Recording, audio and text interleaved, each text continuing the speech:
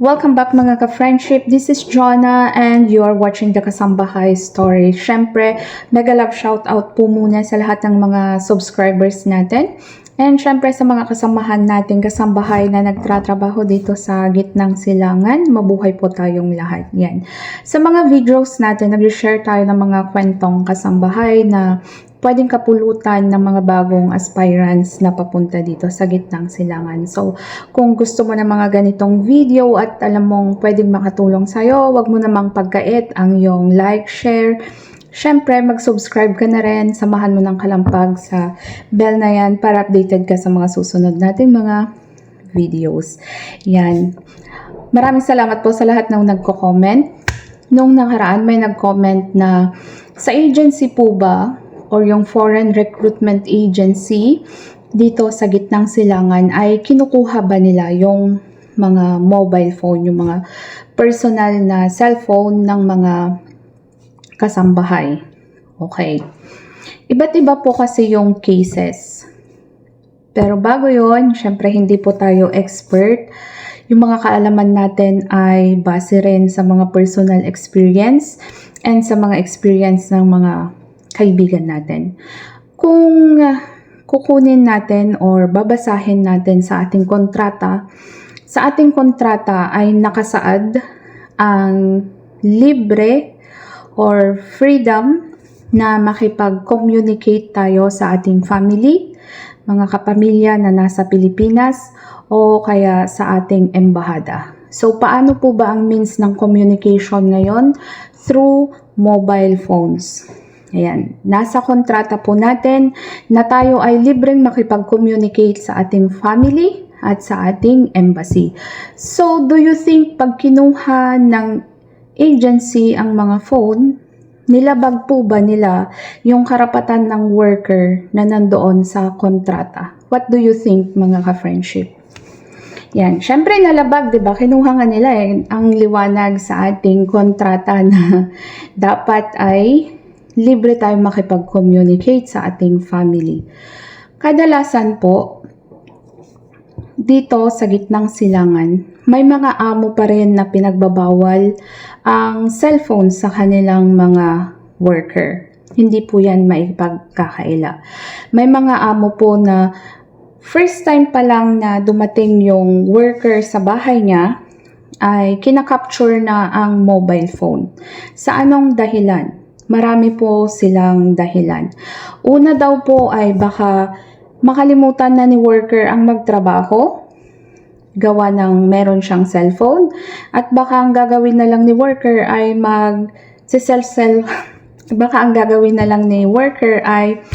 magsi-cellphone siya the whole time, the whole day, the whole week, and the whole year until matapos ang kontrata.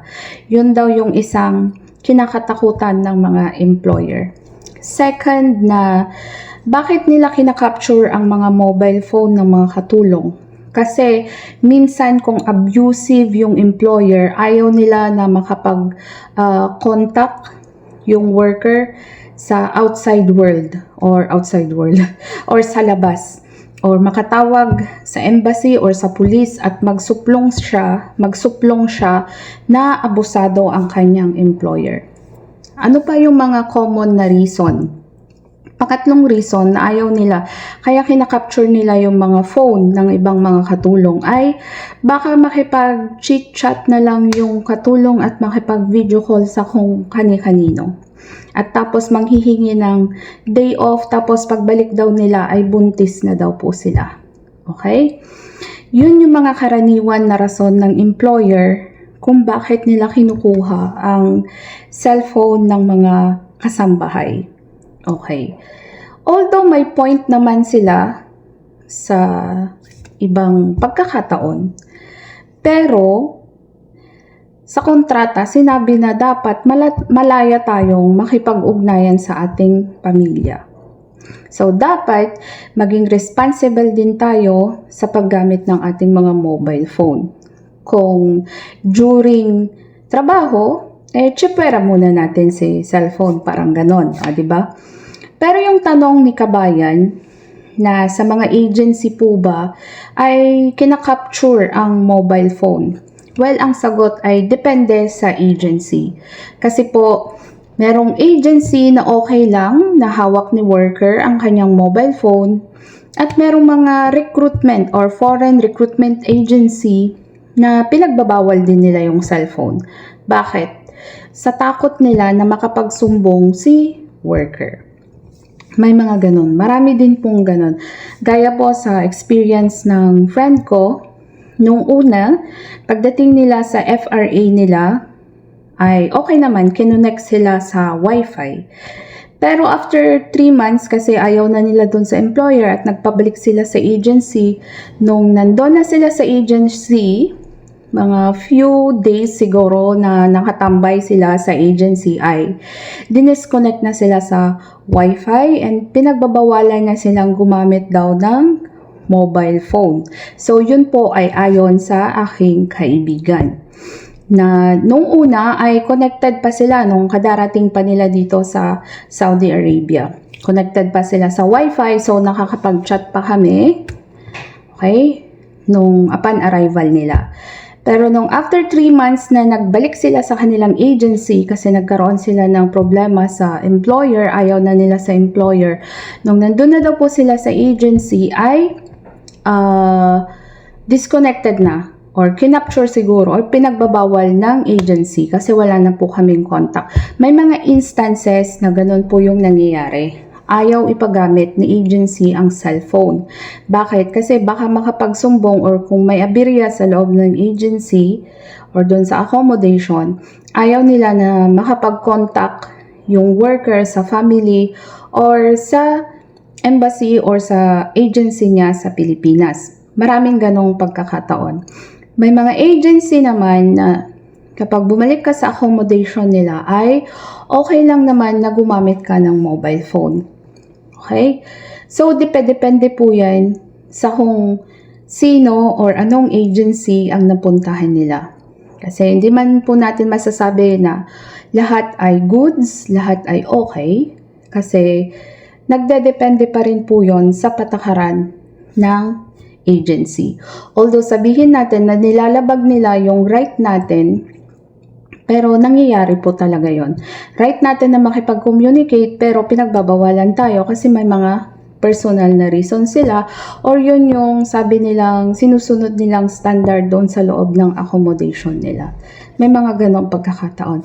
So dati, lagi kong sinasabi sa mga ka-friendship natin na baguhan na at least man lamang sana makapagtago ng extra mobile phone. Kahit keypad man yan or sabihin natin at least meron kang extra na maitago para sa sarili mo in case of emergency.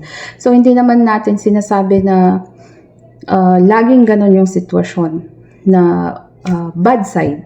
Pero sabi natin nga at least naka-ready. Halimbawa mang kinapture yung mobile phone mo at may SIM card na pwedeng ilipat sa ibang cellphone na in case of emergency ay pwede mong gamitin, ay di gumawa na po tayo ng paraan para nakahanda tayo bago man mangyari yung mga ganong sitwasyon na ikakapture yung mga cellphone.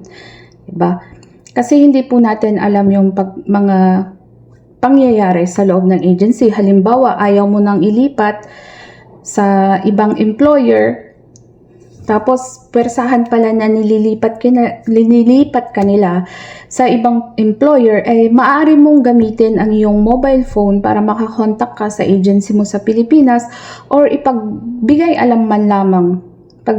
alam mo sa family mo yung mga pangyayaring ganon. Diba? At least naka-ready ka. Yun yung magandang paghandaan natin bago pa lang tayo pumunta dito sa gitnang silangan. At least may extra kang mobile phone. Kung kinapture man yung isa, huwag ka na lang umimik. At least alam mong may reserva kang pwede mong gamitin in case of emergency. So kung wala man at hindi mo magamit, di okay lang. Walang problema. At ganun nga, at least ready tayo. Okay? Kasi hindi nga po sa lahat ng pagkakataon ay goods or maganda yung mapuntahan natin. So, may mga agency na okay lang naman sa accommodation nila na makapag-cellphone ka. Pero syempre, maging responsibility din tayo. Maging responsable Okay, maging responsable po tayo sa paghawak ng ating mga mobile phone. Gamitin lamang natin sa tamang oras at tamang pagkakataon. Kung time ng trabaho, magtrabaho tayo. At kung time naman ng mag-cellphone tayo, kumontak tayo sa family natin. Yun po. So, lagi ko pong sinasabi, mag-ingat po kayo palagi kung karapatan nyo ipaglaban nyo. So, this is Jonah saying ciao kasi nandito na po ang ating mga amo.